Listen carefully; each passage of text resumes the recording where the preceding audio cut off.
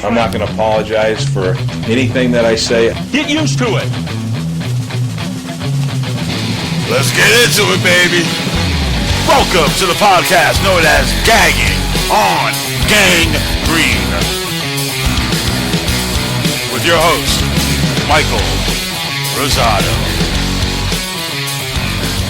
Ladies and gentlemen, boys and girls, children of all ages, I do welcome you back to that special podcast known as Gagging on Gang Green, and I am your illustrious host, Mike Rosado. And I'm here to talk about the JETS, and each and every one of you should know the rest. We've had our first preseason game. We've got a little more info for the quarterback controversy, and we have had suspicious tweets. We have had bad and good. And we got to see the green and white hit people. Oh, it has been an illustrious time since my last one. And I'm going to get into it deep. Well, not too deep. Hopefully I won't make this one quite as long as the last one. But if it gets there, I do apologize. I'm going to start talking about the quarterback controversy to kick off the show. And then I'm going to address a special tweet from a very special Jets fan. And then I'm going to go into the preseason game. I'm going to talk about what I liked about it, what I didn't like about it, and pretty much analyze it as a whole very, very briefly. I'm not going to get too deep into it. It is only one preseason game after all. But with that being said, I want to show my love to you and say, if you're back for a second round, thank you very much. And if this is your first time listening, hey, I want you to sit back, relax, and enjoy the show because it is going to be one, maybe not for the ages, but I'm sure as hell going to enjoy it, and I hope you do too. So with that being said, moving on to the QB controversy. Let's go. Sanchez pumps once, fires it deep right. Bam! That is why I breathe. And this is indeed what I breathe for. I love me a good competition, as I'm sure a lot of you do as well. And the one between Mr. Sanchez and Mr. Smith looks like it's going to be a good one right down to the wire. Mark Sanchez made his stand in the preseason game against the Lions. He really did. Minus the one early interception, which even I know he was like, are you kidding me? He came back and he fought and he put his heart in his chest, and I got to admit, he looked decent. He didn't look great, but he looked decent.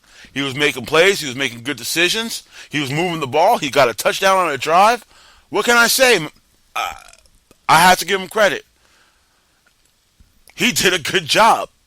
I wish to see more in that in the regular season. And I don't know much about the Detroit Lions defense, but I imagine they're not terrible. But hey, it is what it is. Although I'm not happy about all our players giving up as many points as we did, but it's a preseason game.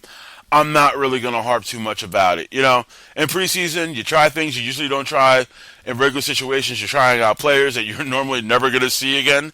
So, I'm not so worried about the scores as some people are, but I'm more worried about what I saw on the field for the number ones. And what I saw for the number one offense was a little bit of cohesiveness under Mark Sanchez.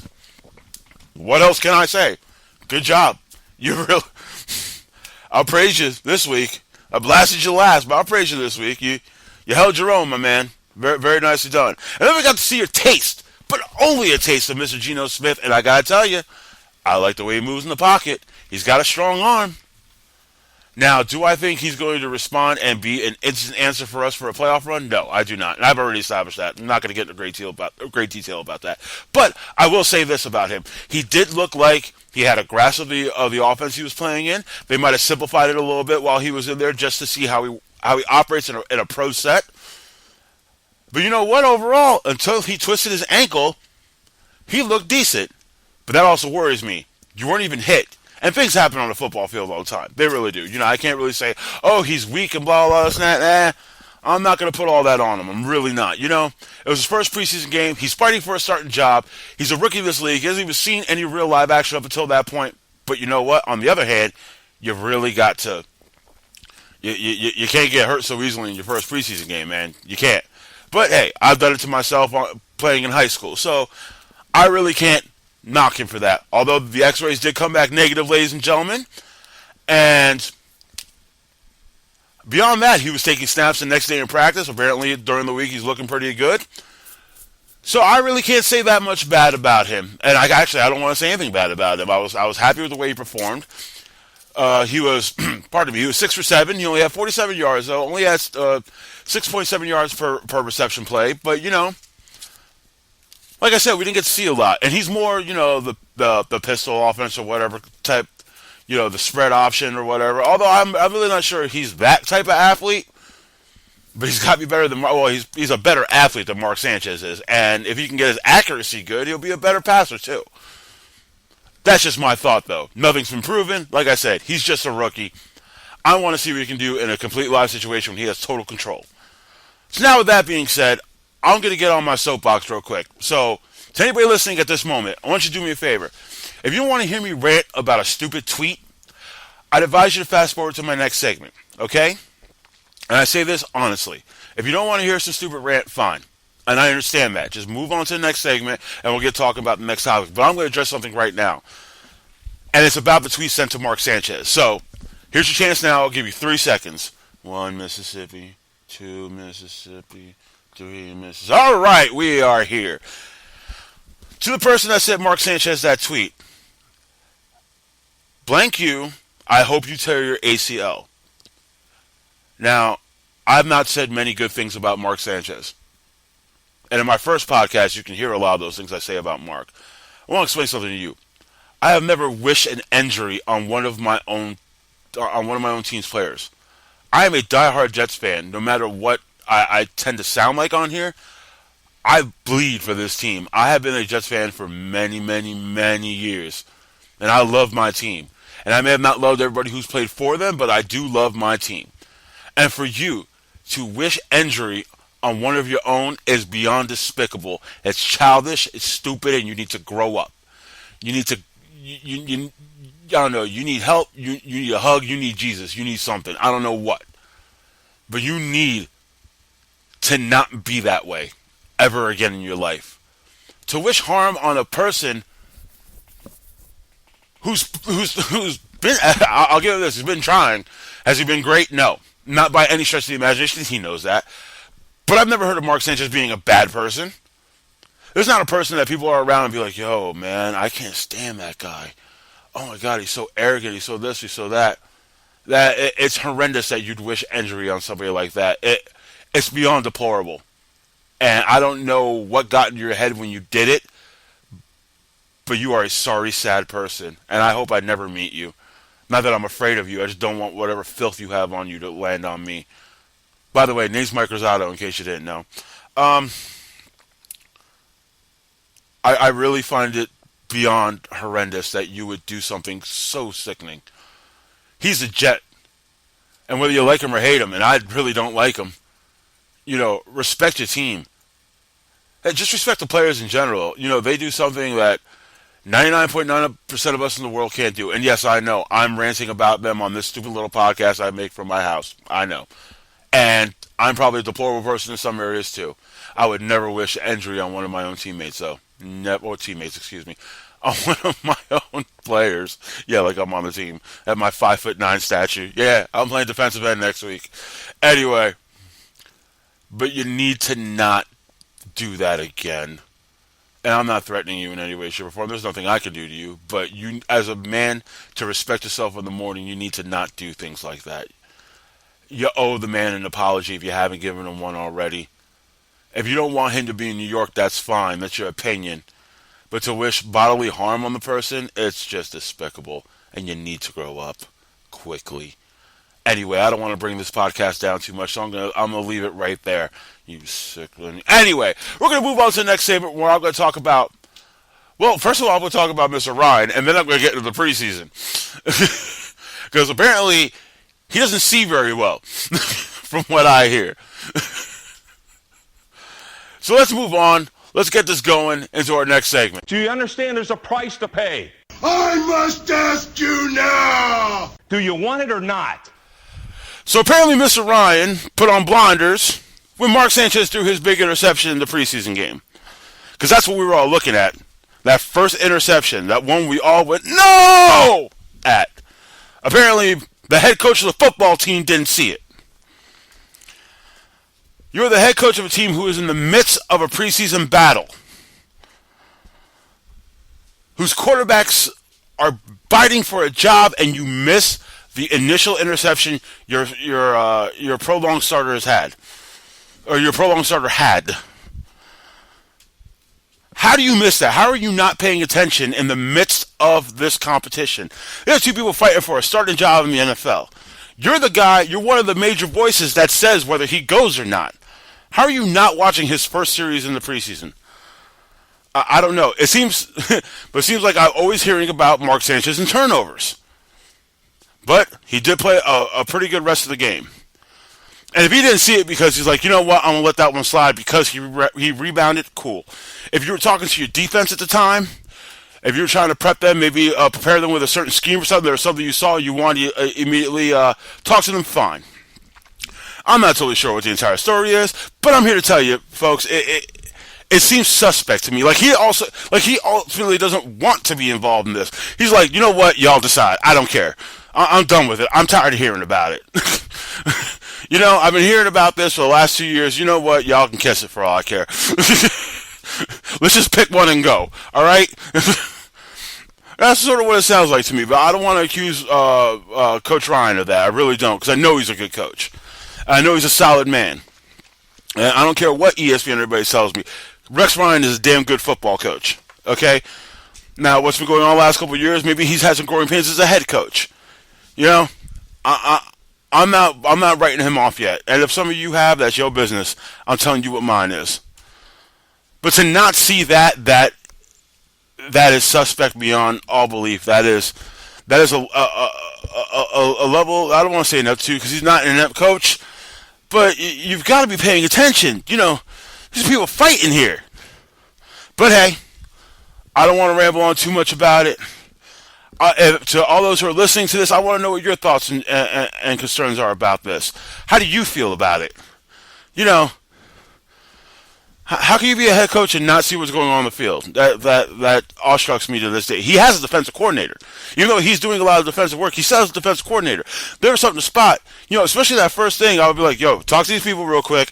I want to see Mark, and I want to see what he's going to do in his first attempts out here. But, you know what? I don't run the football team. I have no idea how to run a football team. None. Especially one at the NFL level. So if anything I'm saying sounds stupid, well, that's probably because I am. And I'll fully admit it. But on the other hand, it had to sound suspect to somebody because it made the news on ESPN. So I can't be the only one who feels like this. But anyway, let's move on to the rest of the preseason game and my thoughts and feelings about it. My thoughts and feelings are as follows. I thought overall this team looked better than it did last year. But this is only one preseason game. So once again, I don't put a lot in preseason. I pretty much look at, you know, what they're running, what they're doing. I don't really look at the scoreboard all that much, you know, because they're trying things out normally that wouldn't be in their game plan. They're seeing, you know, what players fit where right now. So they're still building on things, okay? And a win is a win is a win, but to me in the preseason, they're not nearly as important. They don't count for a dag thing. But I like the defense overall. It was a hit and miss type situation. I thought my boy D. Milliner did well. I know, I'm going to talk him up again a little bit. Minus his inability to tackle, you know, he was keeping up with whoever he was on. He seemed to have a good grip on the scheme that was put in front of him. He seems to be making great strides as a professional now. So I'm really looking forward, if he can stay healthy, what he's capable of. Because I'm telling you people, you need to watch him. If you don't know who this boy is, I'm putting him on the map right now. Take a look at this guy. Is he Darrelle Revis? Not yet. Does he have the potential to be? I don't want to go that far. But he has potential to be real good. And he's going to turn some heads. And he's going to make a lot of quarterbacks frustrated. So keep an eye out on him. And we have Peterson, the other rookie, starting on defense. And I'm not sure if they announced the other ones yet or not. But I'm mainly looking at these two because these two were the big ones. These were the first choices in the draft. And yeah, he looked like he was wreaking a little bit of havoc in the backfield. He looked like he was in the moment, man. He really was. And I was very happy to see him in action. He's a big boy, too. Whew, I did not want to mess with him. He's strong. He's powerful. He's mobile. You've got to be excited about him a little bit. I think he gets comfortable. He starts creating pressure on quarterbacks. Starts taking a little bit of that pressure off the linebackers. They get to free up, do a little bit more coverage. We're going to have a defense that's pretty dag viable. Now, of course, it's a Rex Ryan defense, so any defense this guy takes up, he can make a defense out of pretty much anybody at a professional level. He really can. He can make a defense probably out of... He can take me and 10 of my friends, and we'd be in the top 15 of the defenses. Cigarettes and drinking it all. But then we get to the offensive side of the ball. Wait, hold up. Before I move on to the offense, let's go back to defense real quick. And Cromartie was Cromartie. He was solid. Overall, this defense looked like they had it together. Now they gave up a couple big plays, whatnot. It is what it is. But overall, they look pretty solid. Now the offense side of the ball was shockingly a very pass-happy offense and effective. I could not figure that out because we have never been an effective pass-happy offense. At least we haven't been for quite some time. But you know what? They did it. They made it look good. Every quarterback that came in had some type of success. Maybe this offense will work. I'm not putting too much into it. I know you've heard me say that over and over again. It's going to become my catchphrase. You're not putting too much into it. But they seem to have the scheme down. They seem to know what they were doing, and they were moving the ball quite effectively against the Detroit Lions. Now, that being said, it could have been more, misassignments, miscommunications, people not really sure where they're supposed to be. All right. But an entire drive of that? Come on now. An entire couple drives? Now, Detroit probably doesn't have one of the better defenses in the league, but, it's week 1 of preseason. So I have to take it for what it's worth. And for what it's worth, the offense did look like it had a pulse, and it had a very good one. So we'll go with that. Mr. Cumberland making a great play in stride off of Mark Sanchez's pass. We had McElroy coming in, doing some good base for us. He had a good game. Even Geno Smith looked like he was doing pretty good up until he twisted his ankle. Thankfully, he's not really injured. He should be okay by the next game. He knows what's on the line. He knows that there's a potential for him to have a starting job in the NFL, and he does not want to miss it. So overall, if I were to give this team a grade in their first preseason game, I'd give them about a B-. A B- sounds about viable. For everything I expected and everything I got, you know what? I wasn't that displeased. I really wasn't. Do I expect a further jump in the next game? Of course I do. Any fan worth their salt is expecting some kind of jump. Okay? But yeah, a B- sounds good to me. Let me know what y'all think about that one. What were your thoughts on the preseason? We only have one. There's still, technically 2 to go with actual starters. There's 3 to go altogether.